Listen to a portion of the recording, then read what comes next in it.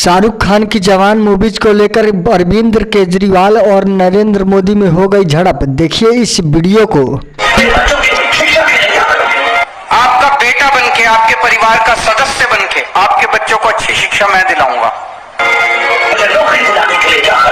हर बेरोजगार व्यक्ति के लिए रोजगार का इंतजाम करेंगे और जब तक रोजगार नहीं मिलता तब तक 3000 रुपए महीना हर बेरोजगार को बेरोजगारी भत्ता दिया जाएगा।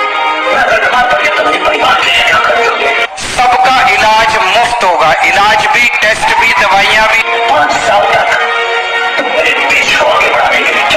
नफरत खत्म, प्यार और मोहब्बत करेंगे, एक साथ मिलके रहेंगे, मुट्ठी बन के रहेंगे, तभी भारत दुनिया का नंबर 1 देश बन सकता है। शिक्षा में सुधार के लिए वोट फॉर इंडिया, युवाओं को रोजगार के लिए वोट फॉर इंडिया, नारी के सम्मान के लिए वोट फॉर इंडिया, किसानों के कल्याण के लिए वोट फॉर इंडिया। जब से शाहरुख खान की यह मूवी जवान रिलीज हुई है तब से नरेंद्र मोदी और अरविंद केजरीवाल में हो गया हड़कंप।